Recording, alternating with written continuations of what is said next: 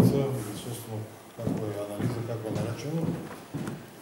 Во однос на работењето на границата помеѓу Република Северна Македонија и Република Бугарија, имаме 3 гранични премини помеѓу нашите две држави, две соседни држави, од кои најголем е граничен премин Девебајр, граничен премин Ново село и граничен премин Делчево.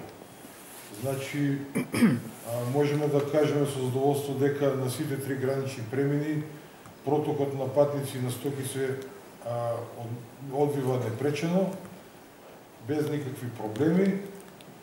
Со тоа што доскоро имаше мал проблем, нели, за тоа немало фреквенција на граничен премин Делчево, пошто од бугарска страна имаше една лента и за товарни, и за патнички, и за автобуси. Сега се прави од страна на Република Бугарија супер модерен граничен премин што ќе биде. Го имам видено проектот, нели, на собствениците што ги имаме со колегите, така да сигурно и фреквенцијата ќе порасне и на овој премин. Нормално дека доскоро најголем беше прометот на Девебајр, меѓутоа во последните месеци имаме тренд да граничен премин Девебајр и граничен премин Ново село се изедначени со патници, значи од прилика иста е фреквенцијата. Што ќе оди во прилог на дискусиите што ги имавте вие за понудата на регионот, мислам дека Струмица како еден од поразвиените градови што има подобра понуда и привлекува повеќе луѓе да патуваат таму. Секако дека наша задача е да обезбедиме на сите граѓани на Република Северна Македонија и на Република Бугарија непречно да патуваат, а со самото патување секој каде има интерес ќе ги троши своите пари.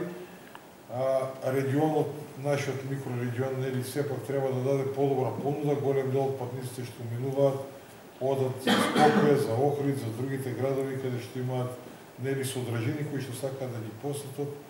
Меѓутоа, нормално, со зголемување на пријателството меѓу двете држави, секако дека ќе се зголемува бројот на патници, треба да имаме предвид короната што беше како ситуација.